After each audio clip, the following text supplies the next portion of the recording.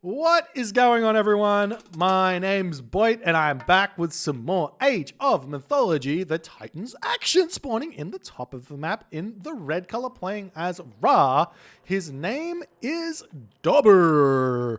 His opponent today in the blue color, telling us that he doesn't play Atlantis with his username, but is in fact playing Atlantis. He's playing the Atlantean god Kronos.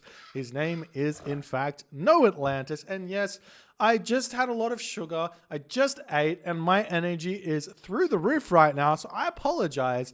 But we do have a Kronos game here. You guys love Kronos. We don't get to see enough Kronos, do we? And in fact, we're seeing Atlantis here getting himself a very early focus before moving his citizen here. This is going to allow him to make his oracles zoom around the map. Quite literally, they go from 3.85 speed all the way to 3.85 speed. They go from 3.5 speed all the way to 3.85 speed. I looked too late. That is all okay. All right, so oracles retreating back home, and not home, running away from the Pharaoh, running straight forward into the base of Dobr, trying to see what's happening here, as we do see those pigs making their way in here. And honestly, I wouldn't be surprised to see some cheese here. Kronos is a cheese god. Let's just be honest. It doesn't necessarily mean that you have to cheese with Kronos, but everybody just cheeses with Kronos. And this is a tournament game, which means somebody is trying to get wins here. And if you cheese and you win, then that's good. That's good. That's exactly what we want. So over here, we do have the map layout for Dobr. He's got himself a gold mine here. He's got himself a gold mine here. He's got himself some good towers, but does Kronos care? I ask you a question. Does Kronos care? He doesn't. Kronos doesn't care. Towers here, no matter. Now, the big question comes here. Does Dobr know how to advance quickly with Ra? And the answer right now that I'm seeing is emphatic no. The best he's going to be able to get here is maybe like a 5-minute advance time, which is so late for Ra in this matchup. You want to be advancing 4 minutes 15. That's the time on this map with this hunt, 4 minutes or 4 minutes 15 seconds into the game. That way you can defend anything the Kronos player is going to do. You're going to be able to make priests, and you're going to be completely fine here. If you advance really late, you're asking yourself, how am I actually gonna defend? So we are seeing what NoAtlantis is doing here is looking to be a standard 4-minute 30 advance time. I don't see a temple anywhere, but he does have a random citizen in the middle of nowhere. Why are you here, bud? What is your purpose in life? Chopping this marsh tree down. Who knows? Wait, what's happening here? What does he spend resources on? Am I missing something? I'm so confused. Well, Dobr still doesn't have his temple up. And I'm still confused. Do you have any upgrades? Why am I so confused? I feel like NoAtlantis' resources are really low for some reason. 7 villages is just a standard 430. This is just normal. Absolutely normal, except with a citizen in the middle of nowhere. Oh, he sent resources to Dobr. Oh, that's nice. That's super nice. You see the Oracle retreating back. The village is now jumping onto these water buffalo. Dobr is obviously feeling very, very comfortable advancing at 5 minutes against the Kronos player. So we'll see if NoAtlantis is going to be able to punish him for it or not. We do see that temple is getting time shifted forward onto this settlement here. Going to be denying that one. Not going to be able to get a forward one. Generally speaking, well, this town center here is very, very poor for Dobr as well with this huge wood line here, but he does have some very nice boar that he could potentially drag in. So in a way it's bad, in a way it's good. And we are going to be seeing those oracles starting to come through. We have 4 oracles in here, 1 low HP oracle. If you're worried about accidentally valoring this one with your free valor, just convert it into an oracle, and then you have 4 oracles to attack with, and then you can cast your valor a little bit later. As we see the walls coming up on this position. Remember, NoAtlantis has got deconstruction, so you could easily kill this sentry tower with said god power. That would allow Dobr to reposition the tower, though, potentially right on top of the gold mine if he wants to shoot that one up. And we do, in fact, see a second town center coming down from NoAtlantis behind this pseudo-rush. He manages to get a villager killed there. I have no idea how that... It must have been a super weak HP villager. Very poor play from Dobr to not run away with that one quick enough, as this villager's retreating away very easily. Here you can see it's very alive. So a bit of a mistake there, as we do see that deconstruction onto the temple.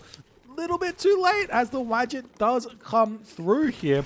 You do get the myth unit out so long as the temple is not just gone, as the Oracle heroes are getting sniped down here, it would seem. One remaining, one villager kill, and a town center up, and restricting Dobr to his main base here, as the villagers are going to be making their way forward onto this position here. They see the beautiful amounts of deer over here, and I can definitely tell you he wants that. So we see a Promethean getting created. It's probably a little bit of a mistake from NoAtlantis, I would say, because there's a Pharaoh here, and a Pharaoh is going to easily be able to finish off said Promethean. And I don't think we've got anything out of here for NoAtlantis just yet. His town center is still on the way up. He hasn't thrown anything up. Honestly, this is looking a little bit like a fast heroic, a 2-town center fast heroic. Now, I don't know about you, but Kronos has got some really, really interesting 2-town center shenanigans that he can do.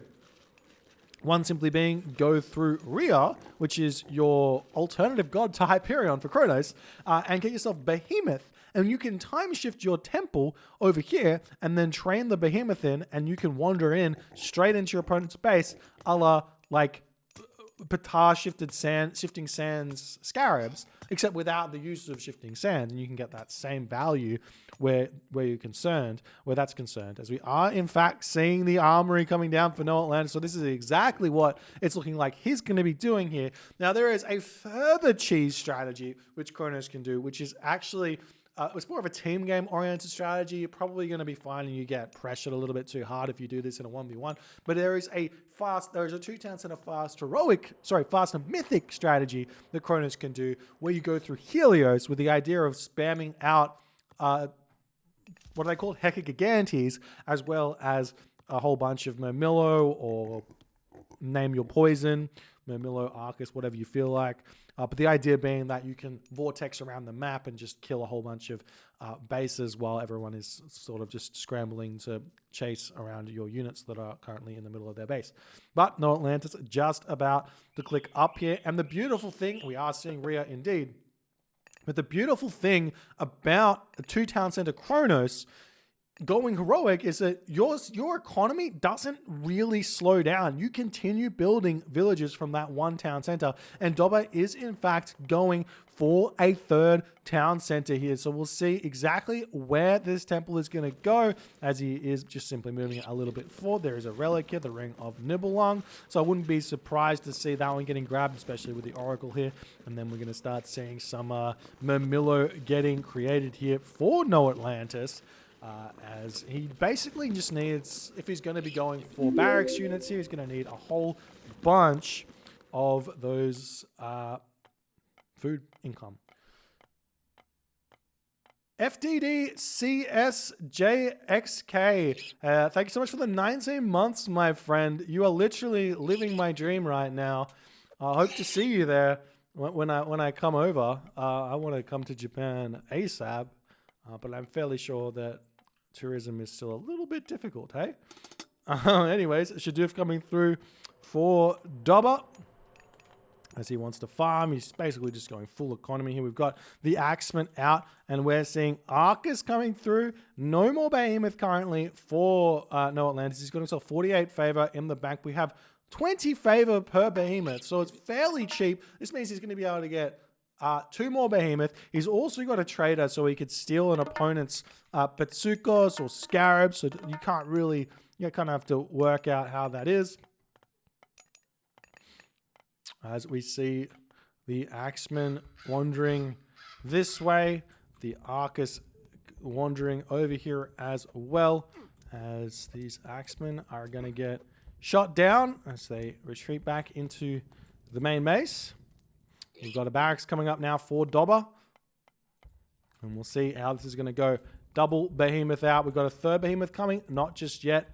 NoAtlantis not ready for that. And this is just pure Arcus, essentially. Behemoth coming in. And Dobr has not reacted to the rear one iota here in this game. He's got himself the Pharaoh. We do indeed see the shifting sands getting cast here into this position, actually grabbing one of those behemoths to take down the house. Is probably not exactly what he wanted there, just wanted those Arcus out of there. But the Pharaoh garrison into the town center as the Axeman coming in to try and take down the behemoth. The behemoth does have only 30% hack armor, so he is a strong boy as more priests coming in to defend this location here.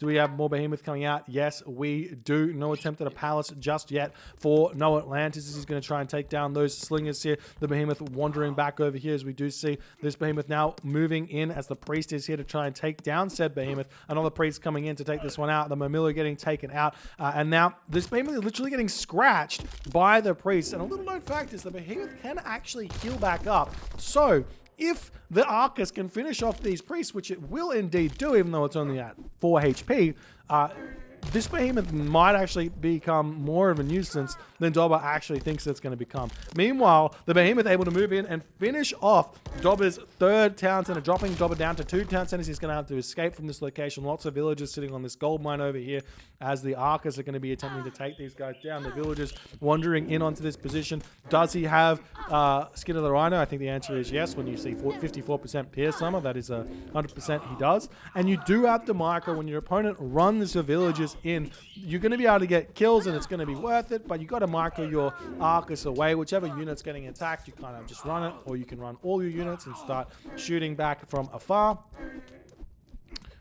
And you see the priest trying to take down this behemoth there. The villagers wandering through the Arcus, doing their best to finish off all these villagers. We've got 40 villagers for Dobr remaining, and Dobr has decided to actually go through segment here, but he doesn't have a temple, so there's not going to be anything to really cast Trader on. So maybe by design here for Dobr, as Trader is, well, basically if your opponent's got Trader, it's just better you delete your myth units and not have to worry about it. As you see, the classic shift-clicked farms getting created from Dobr.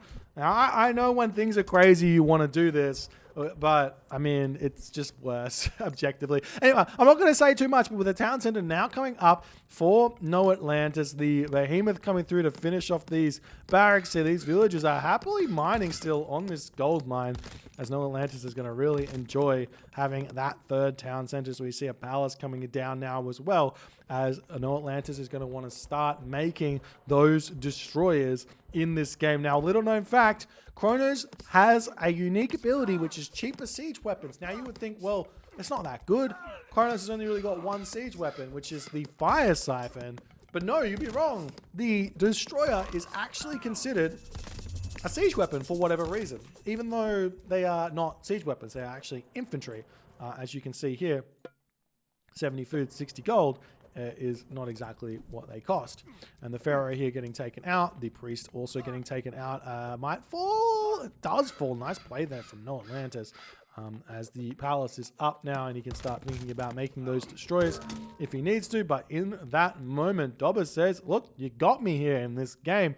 Exquisite play here from NoAtlantis. The initial pressure here, sniping a villager, taking the temple out, causing a bit of chaos here.